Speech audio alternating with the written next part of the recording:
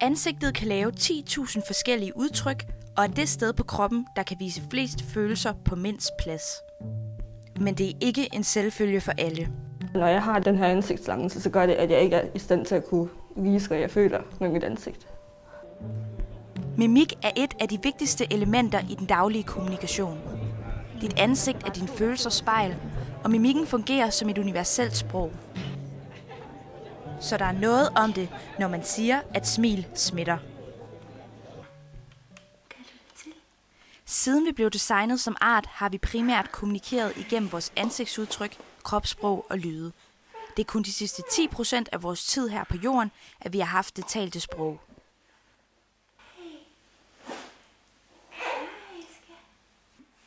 Især i kommunikationen forældre og barn imellem spiller mimikken en væsentlig rolle.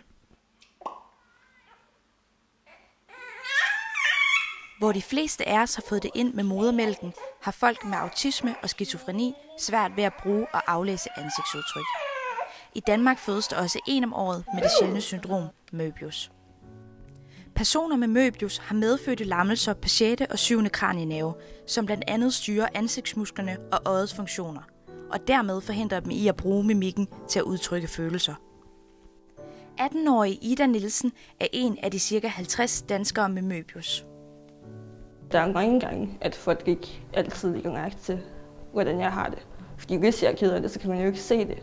Og samtidig, hvis jeg er glad, så kan man jo heller ikke se det. Så man prøver at fortælle en joke, der måske er lidt grov, og så man ikke smiler samtidig med den, så virker det måske lidt mere seriøst, end man egentlig mente det.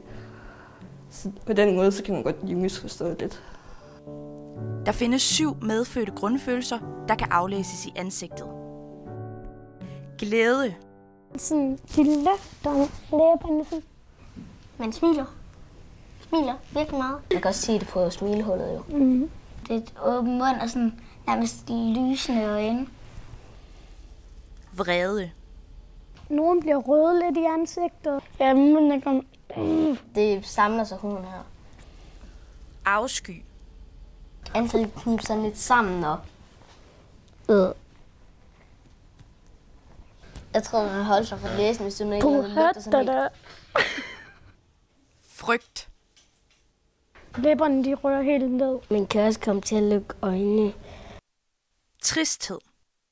Der kommer tårer ned. Og munden er helt nede. Nærmest sådan sværet ud i hovedet. Skepsis. Det her, det falder ned her. Glem det. Det tror jeg ikke på. Ja, det vil jeg sige.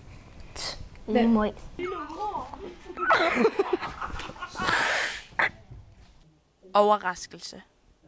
Store øjne. Og nogen, de holder sig sådan for munden. Han får sin mund til at smile. Han sang om, oh shit. Men det er ikke kun udadtil, at din mimik har noget at sige. Så griner man jo ikke. Vi er født med en tendens til at imitere andres nonverbale signaler. Ser du en, der græder eller er vred, vil det højst sandsynligt afspejle sig i dit ansigt. For eksempel, når vi ser en sørgelig film.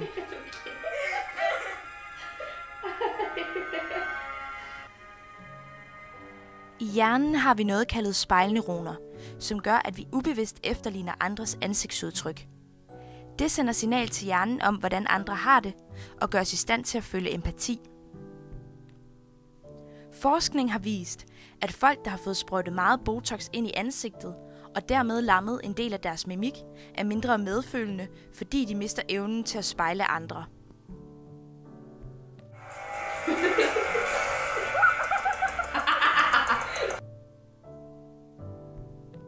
Ida husker især en episode fra folkeskolen, hvor en ny lærer tog hendes manglende mimik som et tegn på lavere intelligens. Hvor jeg så kiggede på den lærer og sagde, ved du hvad, du behøver ikke at gøre det der. Jeg forstår udmærket, hvad der sker. Men det får mig til at føle mig dum, fordi jeg føler mig egentlig helt normal. Jeg tænker ikke over det her handicap til daglig. Og når der så kommer en lærer og taler ned til mig, så bliver man jo mindet om det et eller andet sted. Når Ida møder nye mennesker, tænker hun ekstra meget over at være høflig. Hun har dog oplevet, at folk får det forkerte indtryk af hende. Der er mange, der går hen og siger til mig senere, at Det var det egentlig helt utroligt. Jeg havde troet, det var sådan en arrogant, sur person, fordi man ikke kan se, hvad jeg føler i mit ansigt.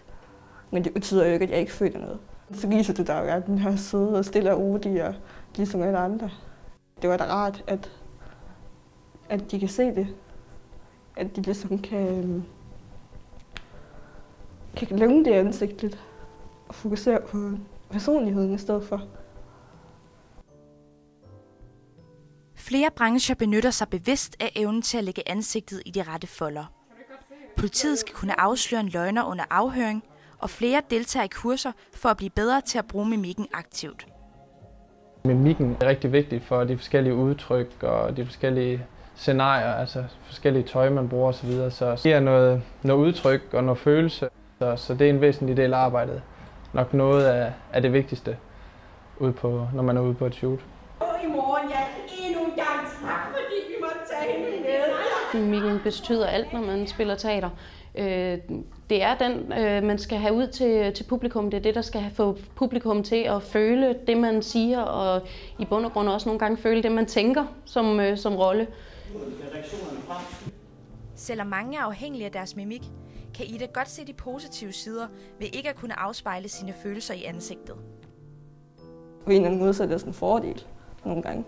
Poker for eksempel. Det er jo nemt at skjule sine kort, fordi hvis man får et eller andet helt vildt godt kort, så viser man det ikke med ansigtsudtrykket.